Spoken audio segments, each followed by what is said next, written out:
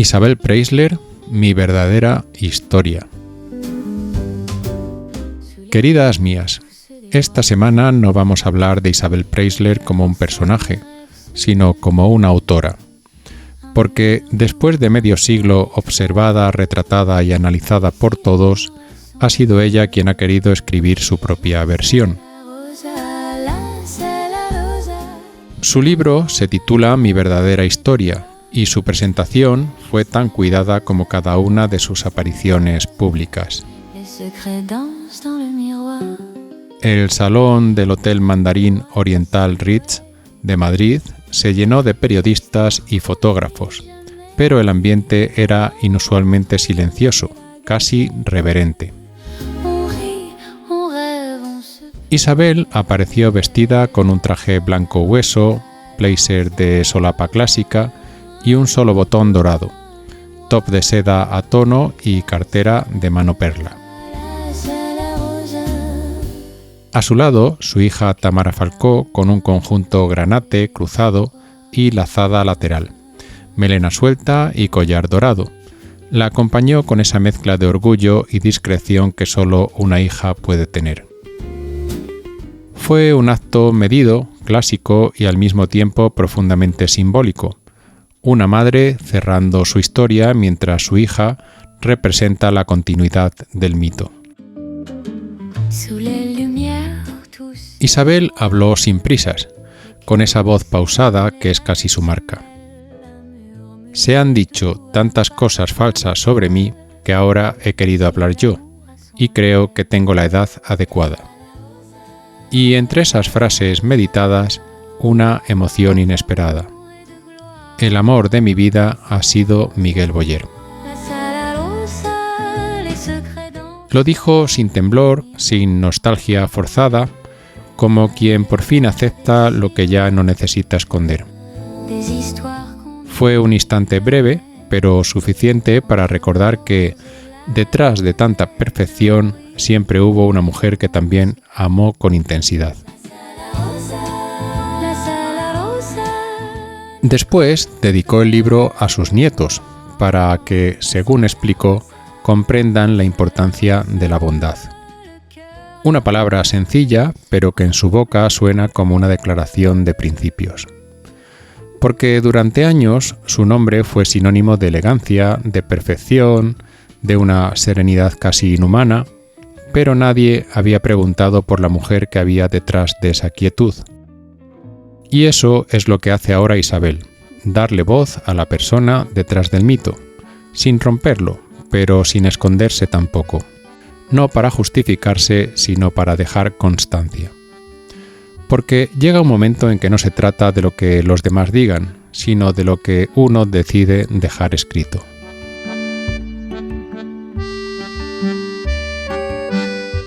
La presentación fue el 22 de octubre de 2025, con una Isabel de 74 años. Ese dato no es menor, pone coordenadas al tono del libro. No se trata de un ajuste de cuentas ruidoso, sino de una narración hecha a su ritmo, a la edad adecuada, con la serenidad de quien ya puede ordenar su propio archivo.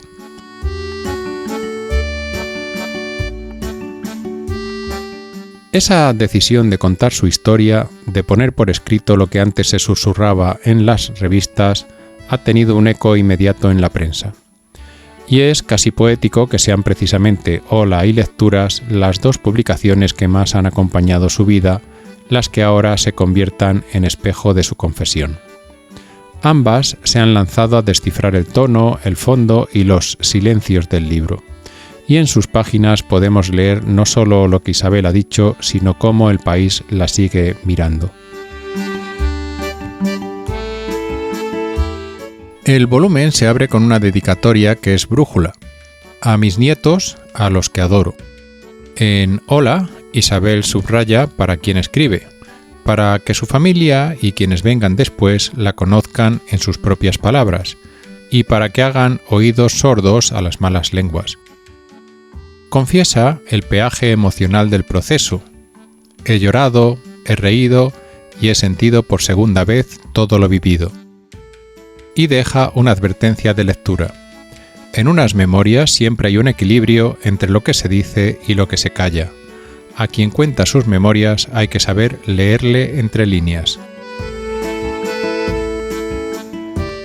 También admite algo poco habitual en figuras de su tamaño. Siente miedo al juicio de los lectores. Hay páginas que duelen. La más cortante, dice, fue la decisión de enviar a sus hijos mayores a Miami por seguridad tras el secuestro de su suegro. Lo llama desgarrador y reconoce que no ha logrado explicar del todo ese dolor. Con el tiempo, sin embargo, cree que fue la decisión correcta, por el resultado que ha tenido en sus vidas y profesiones.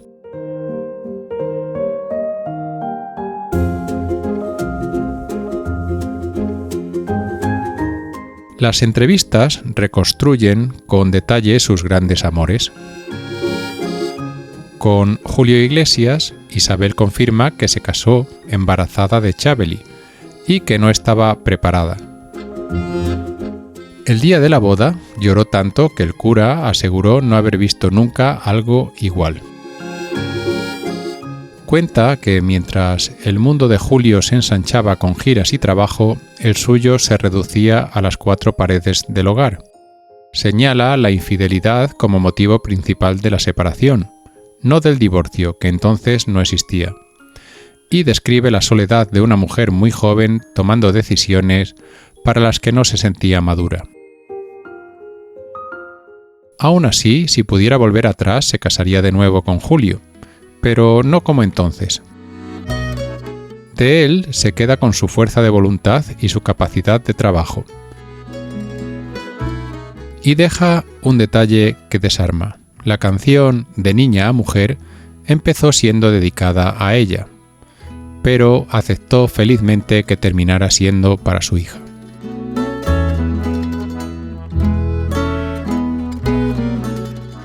Con Carlos Falcó la atmósfera cambia. Isabel habla de un hombre lleno de bondad que procuró hacer felices a los suyos. Con él descubrió todo lo bello de la vida: la ópera, los viajes, el deporte, el campo.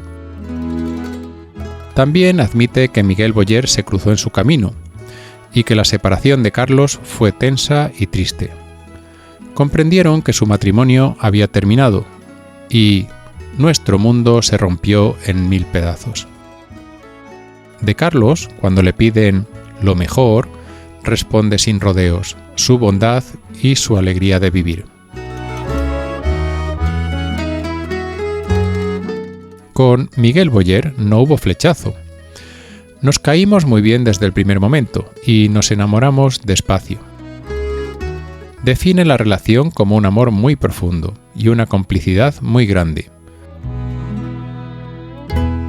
Reconoce celos, tema que aparece también con Julio y Mario, pero explica que lo que los sostuvo en las buenas y en las malas fue precisamente ese amor. De Miguel se queda con su inteligencia y su sentido del humor británico, y en la presentación que escuchábamos al inicio lo nombra sin ambajes. El amor de mi vida ha sido Miguel Boyer.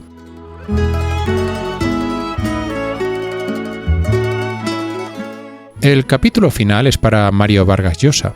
Isabel explica que su objetivo no es tanto relatar como desmentir falsedades. Por eso reproduce cartas de amor. Dice que así plasma la realidad de mi historia con Mario sin intermediarios. Habla de celos como síntoma de inseguridad que daña cualquier relación, por sólida que sea. Y la historia en el libro termina con una frase seca que ya es titular. Por favor, manda a alguien a recoger todas tus cosas. Añade un dato sobrio. No pudo despedirse de Mario antes de su fallecimiento.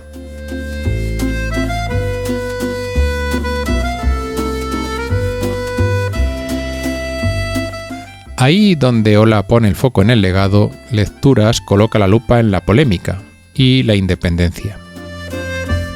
Isabel desmiente que el Nobel pagara 80.000 euros al mes por vivir en Puerta de Hierro y recalca a su entorno: Mario nunca aportó dinero a la casa.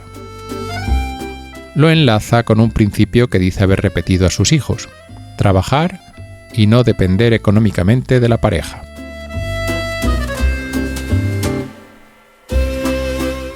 Sobre la herencia de Miguel Boyer contesta: «No fui la gran beneficiada, recibí lo que corresponde a una viuda», y precisa que los gastos hospitalarios y tratamientos en sus 2 últimos años fueron muy costosos. Tras la ruptura con Mario, lamenta que él publicara un cuento con alusiones burlonas a Tamara Falcó. Mario se ríe de Tamara y eso es caer muy bajo. Cuando le piden que resuma lo mejor de cada uno, lo hace con una economía que dice mucho. De Julio, la fuerza de voluntad y la capacidad de trabajo. De Carlos, la bondad y la alegría de vivir. De Miguel, la inteligencia y el humor británico. De Mario, el genio literario y su gran aportación a la cultura universal. Y cuando le preguntan por el porvenir, responde con una risa leve: «Lo que desea ahora es paz y tranquilidad».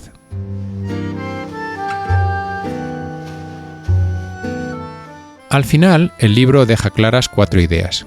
Primera, escribir para los suyos. La dedicatoria a los nietos como brújula moral y emocional. Segunda, decidir el relato propio. Llega una edad en la que se desmienten versiones ajenas y se asume el juicio de los lectores. Tercera, independencia, un principio práctico que atraviesa toda su biografía. Trabajar, no depender. Cuarta, nombrar el amor. Poner a Miguel Boyer en el lugar que le corresponde sin borrar lo vivido con Julio y Carlos. Y cerrar con una línea que no necesita adjetivos. Manda a alguien a recoger tus cosas.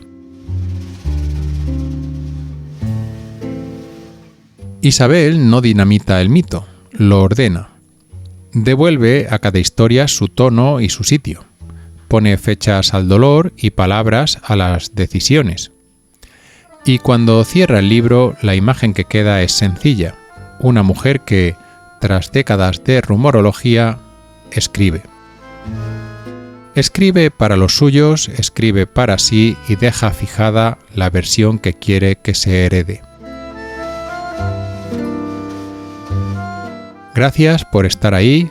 Contadme qué capítulo os ha tocado más: la boda precipitada, la decisión de Miami, la declaración sobre Boyer o la última frase a Vargas Llosa. Nos escuchamos en el próximo episodio y os dejo, como ya viene siendo costumbre, con alguna cancioncilla. Elías Bellido para la Sala Rosa.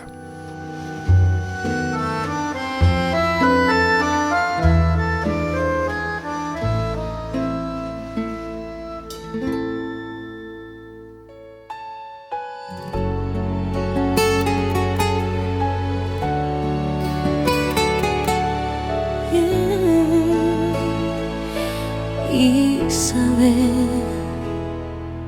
la chica que vino de Manila. Teníamos prisa y el mundo a la puerta.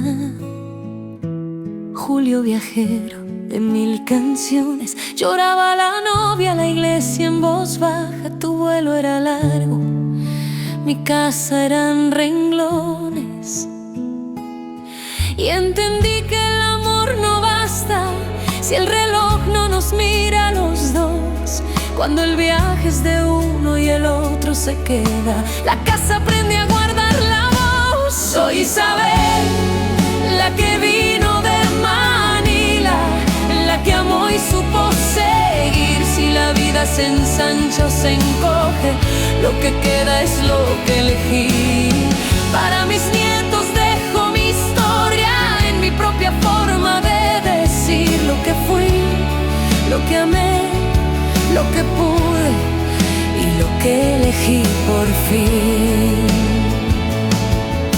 Llegaste, Carlos, bondad a 2 manos, la ópera en la noche, el campo a salir.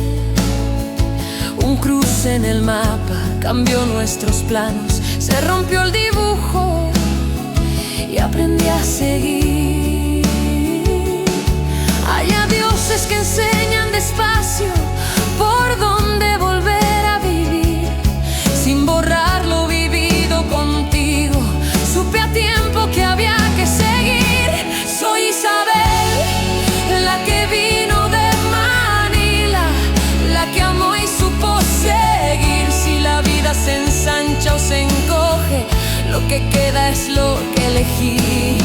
Para mis nietos dejo mi historia en mi propia forma de decir lo que fui, lo que amé, lo que pude y lo que elegí por fin.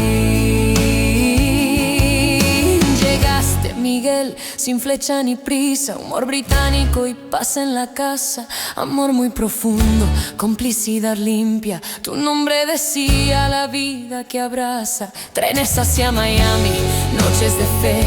No depender de nadie también es cuidar, ser fuerte a la hora de dejar ir y elegir con mi voz la manera de estar. Y Mario de tinta me hablaba al oído, cartas que querían nombrar lo que fui.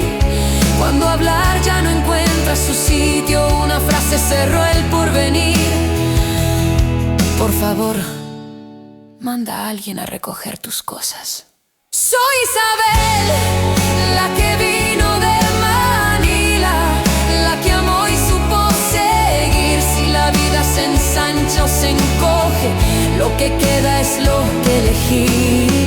Para mis nietos dejo mi historia, no para juzgar, sino escribir lo que fui, lo que amé, lo que pude y en paz mi forma de vivir.